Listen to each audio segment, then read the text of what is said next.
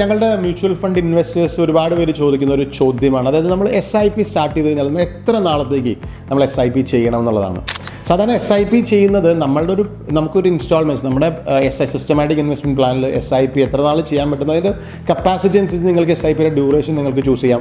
പിന്നെ അതുപോലെ തന്നെ നിങ്ങളൊരു റിട്ടയർമെൻറ്റ് ഏജ് വെച്ചിട്ട് നിങ്ങൾക്ക് ചൂസ് ചെയ്യാം. ഇനി അതല്ല നിങ്ങൾക്ക് എന്തെങ്കിലും ഒരു പ്രത്യേകിച്ച് ഒരു ഒബ്ജക്റ്റിന് വേണ്ടിയാണ് നിങ്ങൾ സിസ്റ്റമാറ്റിക്കായിട്ട് സേവ് ചെയ്യുന്നുണ്ടെങ്കിൽ നിങ്ങൾക്ക് അത്രയും വർഷം സേവ് ചെയ്യാം. പക്ഷേ നോർമലി ഒരു 15-20 ഇയേഴ്സ് ഒരു ലോങ് ടൈമിലേക്ക് വേണ്ടിയിട്ട് ഉള്ളൊരു ഇൻവെസ്റ്റ്മെൻറ്റ് പ്ലാനായിട്ട് നിങ്ങൾ SIP ചൂസ് ചെയ്യുന്നതായിരിക്കും നല്ലത്. കാരണം SIPകൾ എന്ന് പറയുന്നത് സിസ്റ്റമാറ്റിക് ഇൻവെസ്റ്റ്മെൻറ്റ് പ്ലാനിൽ എപ്പോഴും നല്ല റിട്ടേൺസ് കൊടുക്കുന്നത് ലോങ് ടൈമിലാണ്. അതായത് ഒരിക്കലും അതൊരു ഷോർട്ട് ടൈമിൽ അത് അത്ര അട്രാക്റ്റീവ് ആണോന്നില്ല.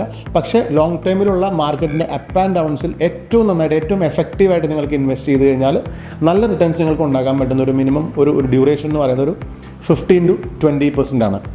നിങ്ങൾ ഈ അഭിപ്രായത്തോട് യോജിക്കുന്നുണ്ടെങ്കിൽ നിങ്ങളൊന്ന് കമൻറ്റ് ബോക്സിലൊന്ന് കമൻറ്റ് ചെയ്യുക.